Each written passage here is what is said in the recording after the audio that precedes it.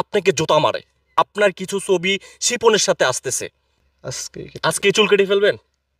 আমরা কেটে দিই আপনাকে এখন কেচি। প্রিয় দর্শক, অবশেষে জাতির কাছে ক্ষমা চেয়েছে এই ব্যক্তি।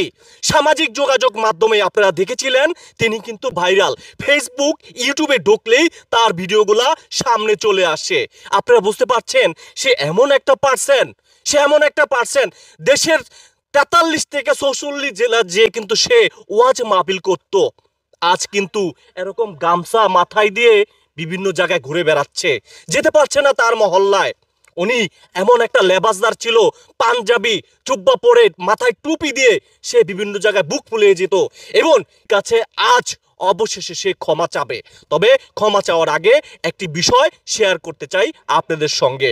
অমর ভাই, আপনি আমাকে একটু বলবেন, আপনি এখন যে লেবাসদারে আছেন, একটা সময় আপনার পিছনে মানুষ ঘুরতো, হ্যাঁ, মানুষ আপনাকে সেলুট দিত, আপনি বুক ফুলে রাস্তায় হাঁটতেন, কিন্তু সেটা এখন আপনি পারছেন না। কারণ আপনি একটি বিশাল বড় অপরাধ করেছেন, যে অপরাধের শাস্তি একমাত্র উপরআল্লাহ জানে যে আসলে কি হবে। দর্শক, একদিন না একদিন আমাদের সবাই চলে যেতে হবে, মানুষ বলতেই ভুল। আপনি এই যে লেবাসদার যে এখন নিয়েছেন, আগের লেবাসদারের কথা একটু মনে করেন তো। ভাই কষ্ট লাগে ভাই, বিশ্বাস করেন। জীবনে ভাই শার্ট প্যান্ট পরি নাই ভাই। ছোট থেকে সবসময় ইসলামিক লেবাস পরছি, তাকওয়ার লেবাস পরছি, পায়জামা পাঞ্জাবি সবসময় পরছি, লুঙ্গি পরছি। কত সুন্দর মাথায় আপনার গোল টুপি ছিল মাথায়, সেখান থেকে মানে আপনি গোল টুপি করেছেন, এমন একটা গোল টুপি করেছেন যা কিনা আপনি চুলগুলা করেছেন বান্দরের লেজের মতো। মানুষকে মুখ দেখাইতে পারছেন না, এভাবে মুখ ঢেকে ঢেকে রাস্তায় হাঁটেন। তখনকার সিচুয়েশন আপনার কেমন লাগে যে এই যে কত সুন্দর মাশাআল্লাহ দাড়ি রেখেছেন এবং চুলগুলা করেছেন কি আপনি আপনি একটা আবার চিন্তা করেছেন? এই কদিন ভাই মনে শান্তি লাগে না, এখন একটু শান্তি লাগে ভাই। আপনি কি চুল কেটে ফেলবেন? আমি চুল কেটে ফেলবো আজকে। আজকে চুল কেটে ফেলবেন?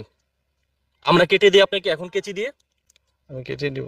আমরা কেটে দিই এখন। না, হ্যাঁ, আমি কেটে নিব আজকে। আচ্ছা, আরেকটা বিষয় বলবেন।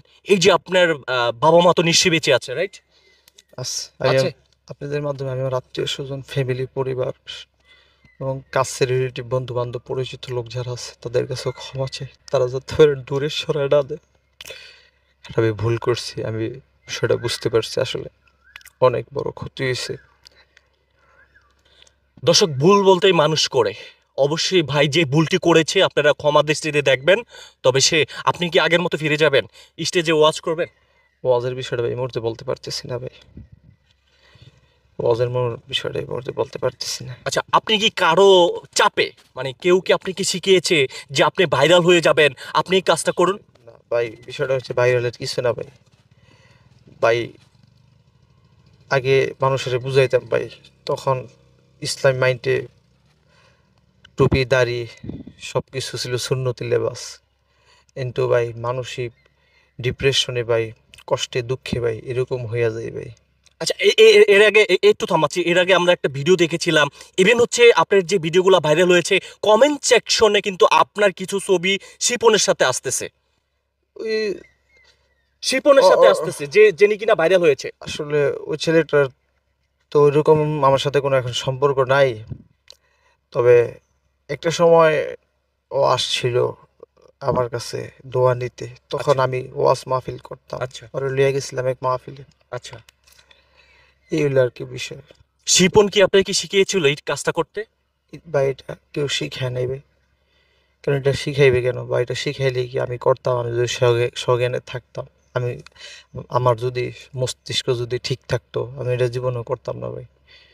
ডিপ্রেশনে ভাই এরকম অস্থির হয়ে গেছিলাম, যেই কারণে আমার কি থেকে কি বলছি আমি নিজেই বুঝতে পারতেছি না ভাই। শিপন ছোট মানুষ, শিপনকে বেশি